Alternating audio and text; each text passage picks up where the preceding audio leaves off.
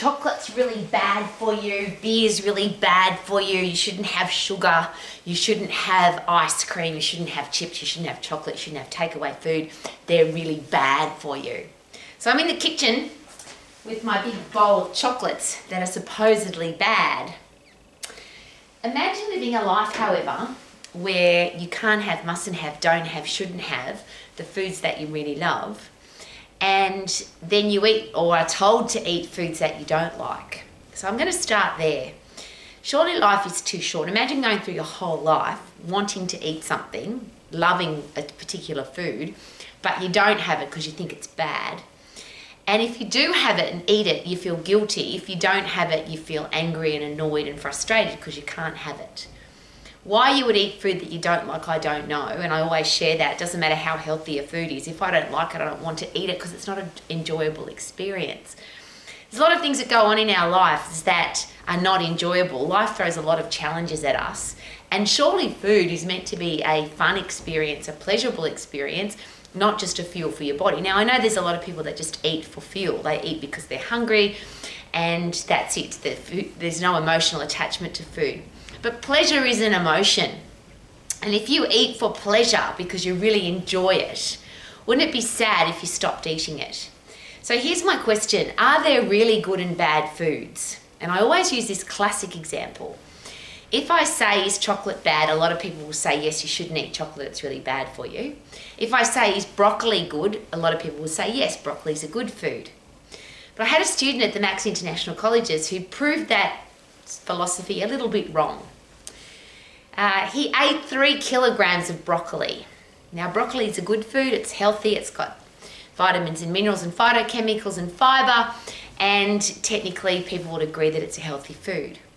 Please don't eat 3 kilograms of broccoli at one sitting though, because according to him, I didn't do it, he did it. He said that he had a very bad stomachache.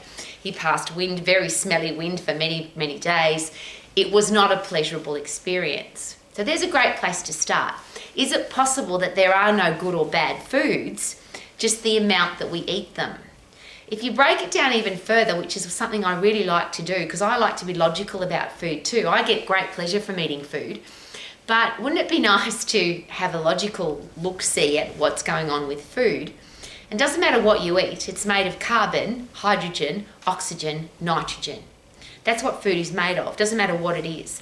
Now that's called macronutrition. A macronutrient has carbon, hydrogen, oxygen, nitrogen. So carbohydrate, protein, fat, and alcohol, that's what they're made out of. They're the macronutrients, the things that we can survive on. Now there's micronutrition, which is vitamins, minerals, phytochemicals, the things that give us great hair, great skin, great nails, make our body work effectively. But this is the thing that I always come down to, and I bang on about this every single day, because I think that food is meant to be a pleasurable experience. And if, like me, you love to eat food, wouldn't it be nice to eat whatever you want? Eat when you're hungry, stop eating when you're full, eat all the foods that you love to eat, and don't eat any of the things that you don't like. What a great way to live. What if that was the ultimate diet?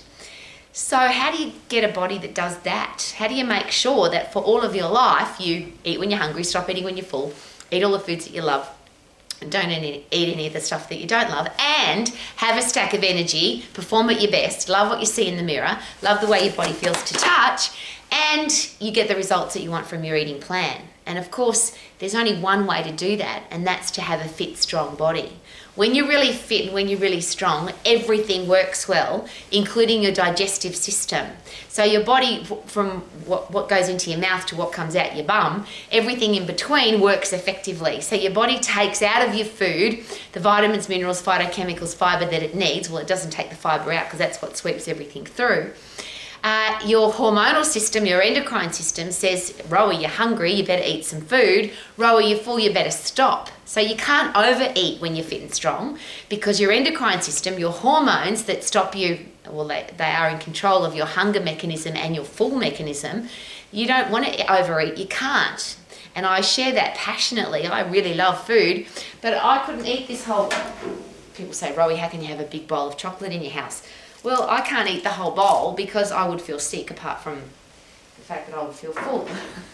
I don't want to feel sick or full. So my body, because I'm fit and strong, will tell me, stop eating, you're full. And I do.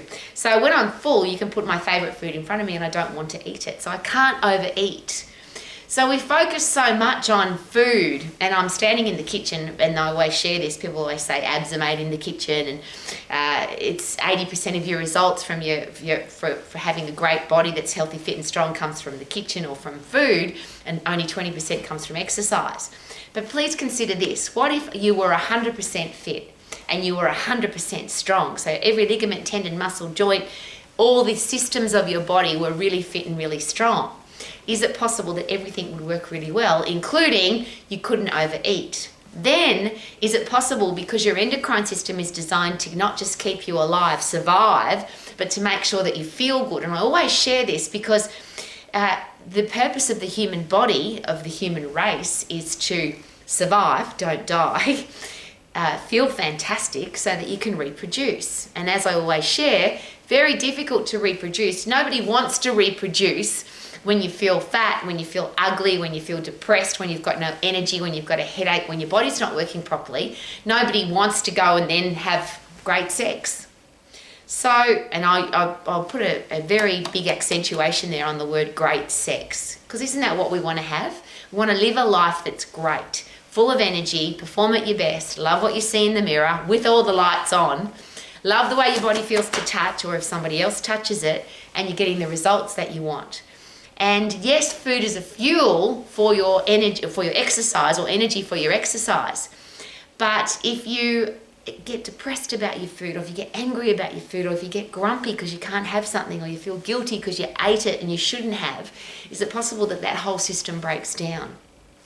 So what if, rather than good food, bad food, can't have, mustn't have, shouldn't have, don't have, chocolate's bad, beer's bad, takeaway food's bad, there's all these bad foods, what if, and if you go with there are no good or bad foods, just the amount in which you eat them, is it possible that a fit, strong body with a strong endocrine system won't allow you to eat too much chocolate or cake or biscuits or ice cream or chips because you'll be full? And then if you listen very carefully to your body so that you can thrive, not just survive, but thrive and feel good to reproduce, then your body will tell you what to eat. It'll tell you when you're thirsty, which is a big one we often forget about. Often we feel really crappy because we're dehydrated. But when you've got an endocrine system that's working effectively, then you drink because you're thirsty. And you eat because you're hungry, but if you listen to your body, it will tell you what you need. And I'm sure you've heard yourself say this, I feel like having a salad, or I feel like having a steak, or I feel like having some chocolate. Maybe you feel like having some chocolate because your brain needs some sugar, or your muscles need some sugar. And if you listen really carefully to a highly tuned body, and that's where I love Formula One racing, for example, or any form of car racing, that those engines have to be finely tuned, and the mechanics know, look, we need a little bit more of this and a little bit more of that, and the fuel level needs to go up or down depending on the length of the race. Everything is determined by the performance of the car. We want the car to perform at its best, so let's put the right fuel in there, the right oils, the right amount of water, so that the car works effectively. Well, our human body is far more important than a Formula One car, of course, and if you carefully check it on a regular basis, it will tell you what it needs. Wouldn't that be awesome? Eat what you want. Eat when you're hungry, stop eating when you're full, eat all the foods that you love and don't eat the foods that you don't love. Could that be a much nicer way to live your life than can't have, mustn't have, don't have, shouldn't have, that's a bad food and it's going to make you feel fat or sick or whatever the people say about food? I just want to eat the foods that I love. How about you? Super duper doo, how are you? Eating the foods that I love, yum, yum, yum, woo!